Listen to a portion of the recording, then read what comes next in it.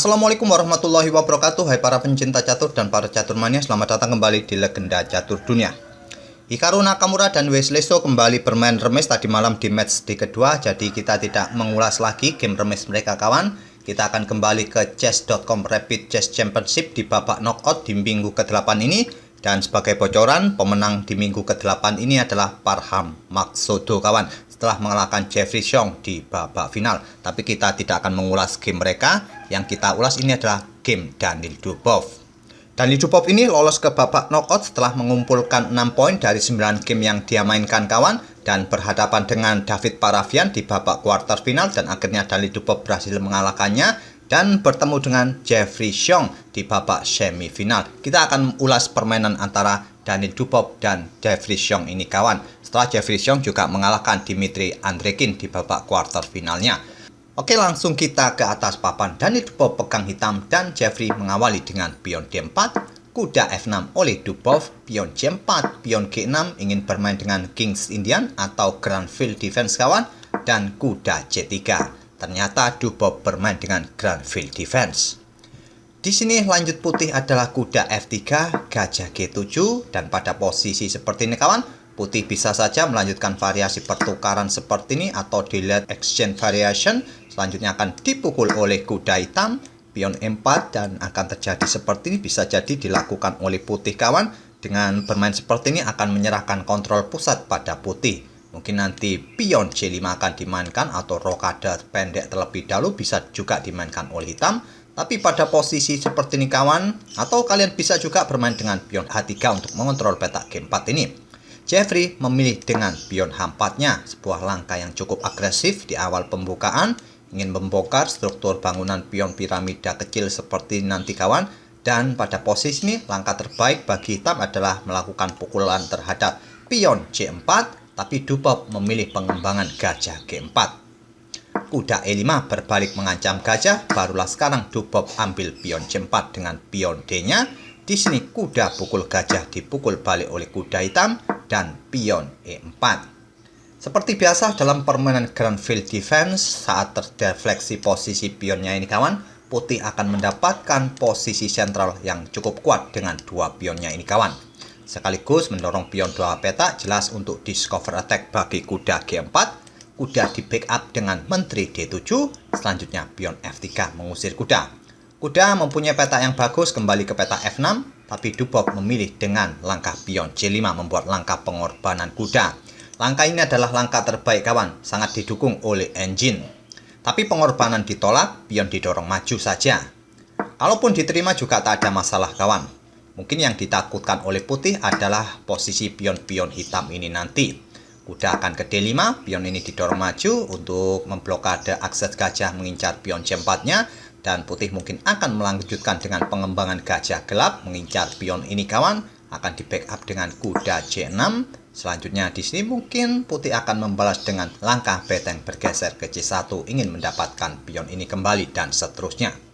Saya rasa kita tidak akan melanjutkan lagi variasinya dengan langkah-langkah yang presisi nanti kawan. Permainan akan cukup seimbang walaupun tadi hitam mengorbankan satu perwiranya.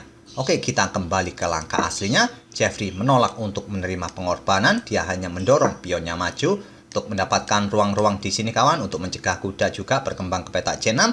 Dibalas Dubov menarik mundur kudanya ke E5 setelah ditinggal pion. Jadi peta ini menjadi peta atau ruang lemah sekarang. Dibalas dengan pion H5. Dubov rokade, sekarang gantian pion F4, kuda ke D3 skak, disikat, dipukul balik, kembali sekarang komposisi pion kembali setara setelah tadi unggul satu pion. Dubov dengan pion D pukul pion C4, akhirnya dikembalikan dan kuda ke C6 melanjutkan pengembangan. Pion tidak akan berani pukul kuda karena posisi menterinya kena pin. Jeffrey melanjutkan pengembangan gajah E3 untuk menyerang pion ini, walaupun langkah ini terbilang terburu-buru kawan. Stockfish menyarankan pion H6 terlebih dahulu, setelah gajah mundur barulah gajah E3. Jeffrey langsung bermain dengan gajah E3 menyerang pion, terlebih dahulu kuda B4 menyerang menteri ke E2 untuk melindungi peta C2-nya kawan dari ancaman skak garbuan ini. Dan di sini dijawab dengan pion C4, langkah terbaik, langkah yang cukup bagus untuk melepaskan diri dari tekanan gajah. Dan menteri pun tak akan berani kawan ambil pion ini, ancamannya jelas kuda bisa menempati petak C2 ini. Di sini Jeffrey mengamankan rajanya rokade pendek dan dibalas dengan pion E6. Langkah yang bagus adalah memperkuat posisi pion kawan dari ancaman menteri putih, tapi Dubov menantang pertukaran pion pusat putih agar putih tidak mempunyai dominasi pusat dengan pion-pionnya. Dijawab beteng A bergeser ke D1 walaupun bukan langkah terbaik, tapi posisi beteng juga sekarang cukup kuat kawan memberikan ekstrian, dan dijawab Dubov pertukaran pion E pukul pion D5.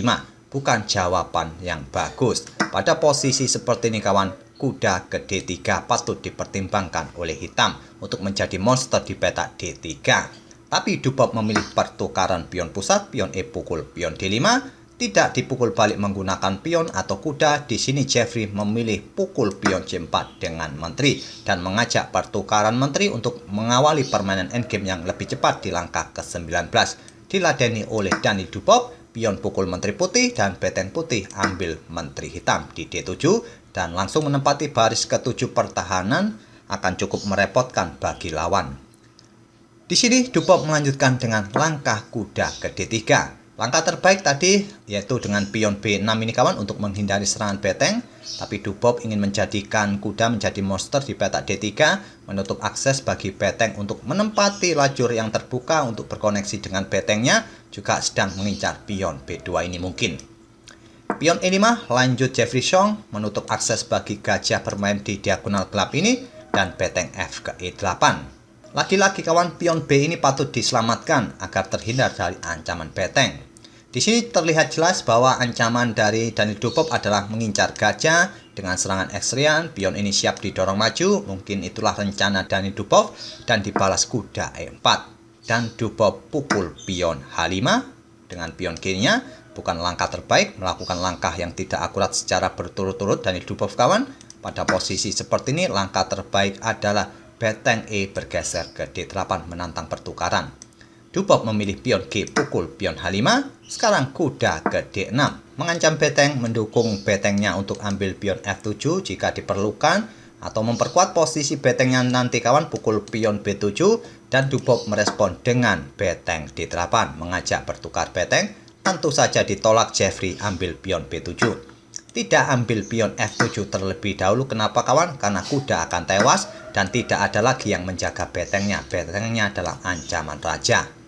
Oleh karena itu Jeffrey ambil pion B7 terlebih dahulu dan Dubov mengajak bertukar beteng di lajur B. Diterima, dipukul balik dan sedang mengincar pion ini kawan, dan dilanjut dengan kuda pukul pion C4 memperkuat posisi pion B2-nya. Kuda hitam tidak akan berani kawan ambil pion ini. Kenapa? Karena ancamannya sebagai berikut.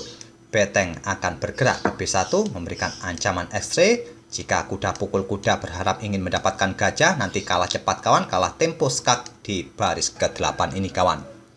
Oke, kita lanjut ke langkah aslinya. Dubov tidak berani ambil pion dengan kudanya. Dia bermain dengan langkah raja F8. Beteng D1, kuda B4 mengincar pion, dibiarkan saja oleh Jeffrey. Dia pukul pion A7 mengancam beteng. Beteng bergeser ke lajur C, mengincar kuda. Kuda lompat ke D6 berbalik mengancam beteng. Beteng naik ke C2 menempati baris kedua pertahanan putih.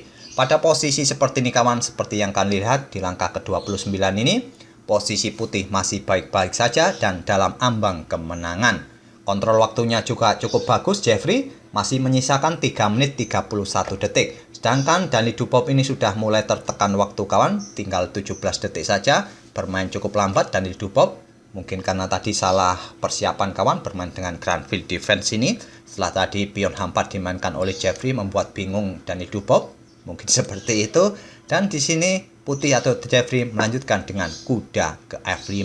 Memberikan pressure bagi gajah atau mengawasi peta ini agar raja tidak bisa melintas. Memberikan jalan juga bagi beteng melakukan ancaman skakmat.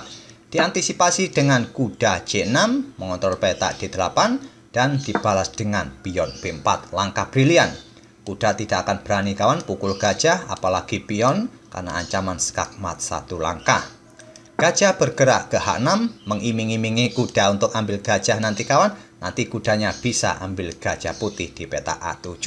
Tapi Jeffrey tidak tergoda, dia bermain dengan pion B5. Pada posisi seperti ini, Danil Dubov menyerah. Karena di langkah berikutnya jelas kuda ini akan tewas kawan.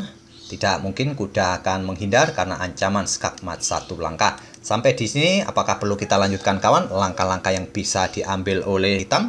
Jika ingin melanjutkan langkahnya, silakan kalian otak-atik sendiri kawan. Oke, itulah kawan permainan dari Danil Dubov versus Jeffrey Xiong. Danil Dubov kalah kawan di babak semifinal, dikalahkan oleh Jeffrey Xiong ini. Dan Jeffrey Xiong akhirnya juga kalah oleh Parham di babak final. Semoga permainan kedua pemain bisa menghibur dan bisa memberikan bahan referensi dalam permainan Grand Field Defense. Dan kita akan bertemu di video-video berikutnya. Terima kasih. Wassalamualaikum warahmatullahi wabarakatuh.